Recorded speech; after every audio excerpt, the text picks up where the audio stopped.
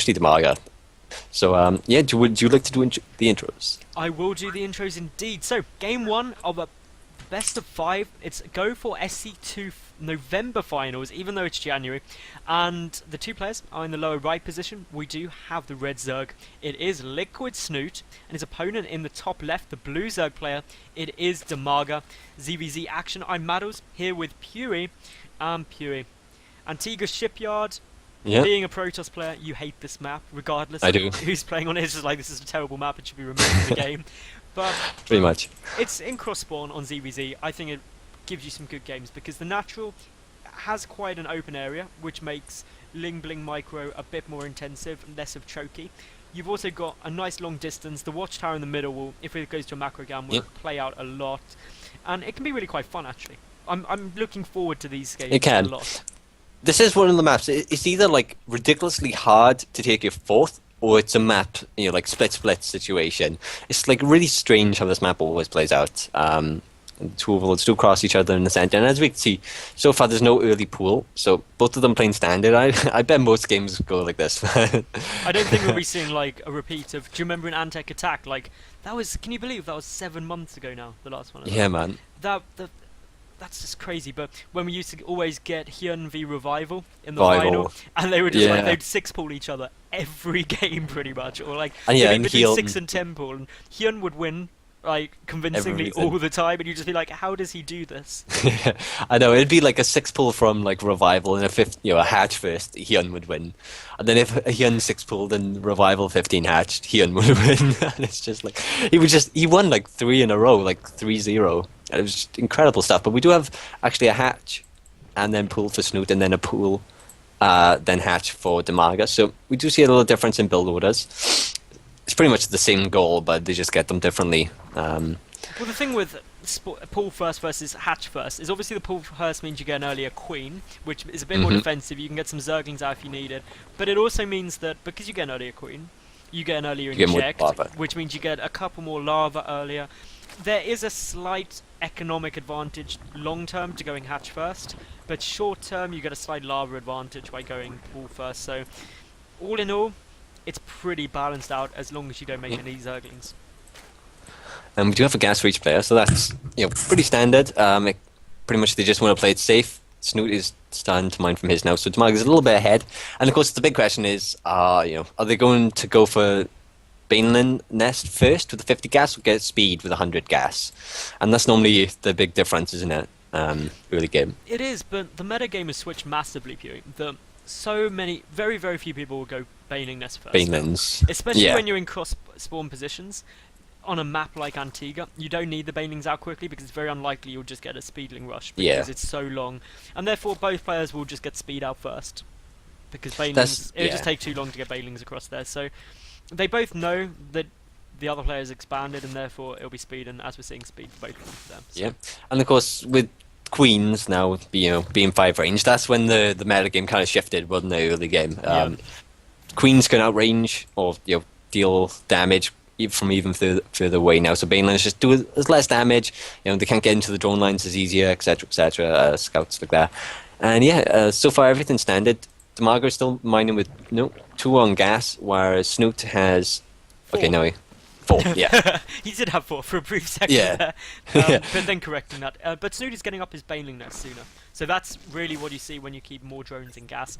And Snute getting up his Baneling Nest now as well. They're both building in similar positions just to start creating the wall off to make sure that if you do get some Zerglings running in, they can't go straight up into the main, which is a little bit awkward.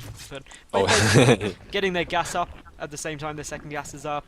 And really they're mimicking each other massively, as you'd expect. Should see a Rotoron from both of them fairly soon, I'd imagine.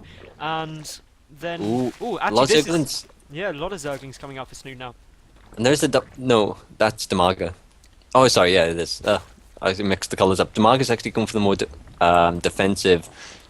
Yeah, that's interesting because I thought Dimaga has the extra gas, so I thought it was him making lots of Zerglings to go for some sort of Bane bust. They're both at 2 gas, but Snute is just going to apparently go for a big Ling Bling bust, which Dimaga is going to see coming. He sees it with that Zergling there, so should now be aware that, hang on, I've got a lot of aggression incoming. 4 Banes. Yeah, and 4 Banes should just be able to hold this off, especially when you've got the wall off with the evolution chamber there. Yep. But of course, a lot more Banes now coming in for Snoot. And he's just 13 Banelands. Yeah, that is a lot.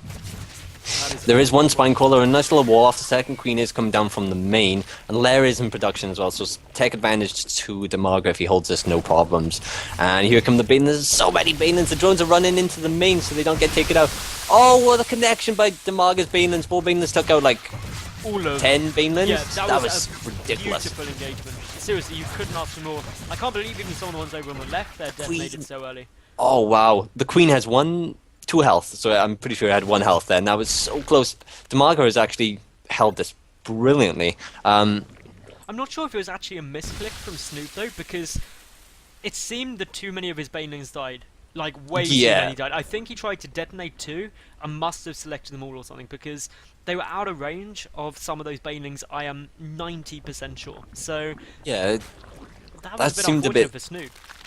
Like a lot of crap blew up. That's all I know. Dimaga is going for his third because he has his take advantage, which he's going to use to move forward into the game. He is going for an infestation pit, and he is going for a roach war. And his roach war is just a little bit behind Snoot, but it's not really going to make him a difference.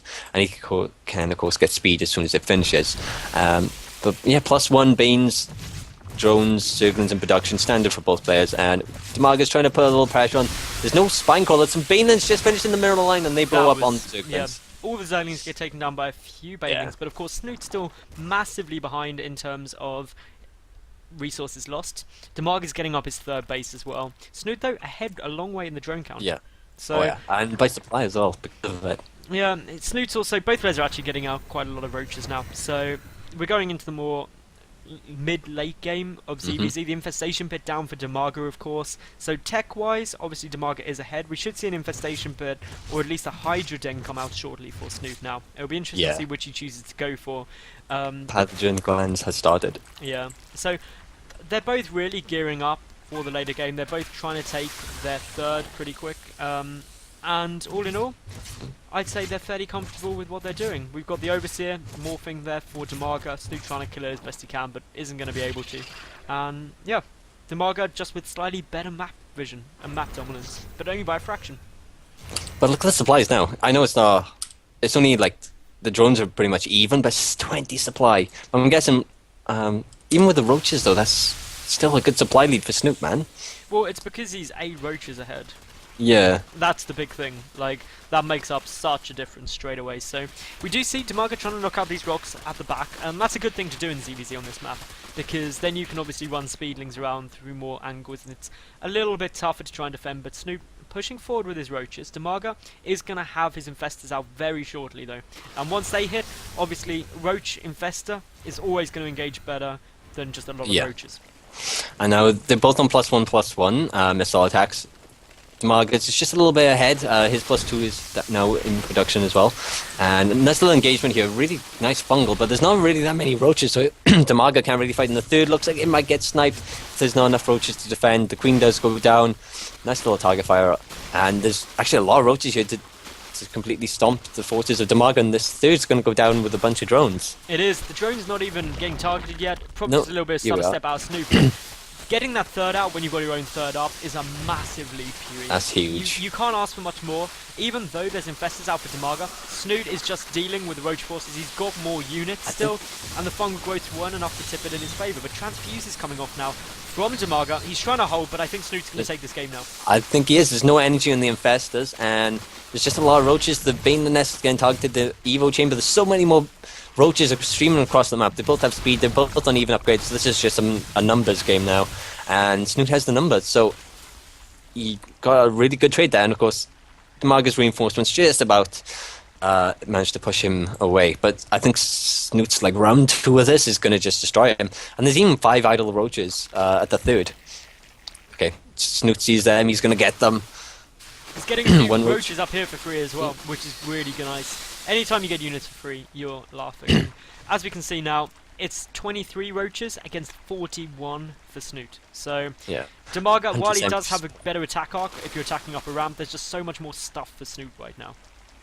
And there's only these 2 infestors with 52 energy each, so there's no energy for a fungal growth to lock them in position onto the ramp and get a good enough trade to to win the fight from there. So unless of course Snute takes quite a while, and then it will. But +1 is about +2 is about to finish for Dimaga now, and then 20 seconds till Snute. So Dimaga has a little bit of an advantage here, but the numbers are still massively in Snute's favor, and he just runs up, no NG for fungal growth, and he just keeps running. Fungal growth is now enough energy, but still 2 fungal growth is not going to do much against this army. It does hit. The fungal did hit, but it wasn't getting quite enough. There's the second fungal, but yeah, Snute, it got like 7 roaches. He's so far ahead. He's so far ahead in the bases and the worker count. And as you can see now, the remaining roaches are going to go down for Dimaga. He's got a handful against a lot, or Snute is the technical term for it. And as we're seeing, this is going so in Snute's favour. Dimaga is going to be forced to GG any second. He's got nothing coming out that's going to be able to hold. Double in his fight. GG. Double GG. So, GG bros. game 1 goes to Snute.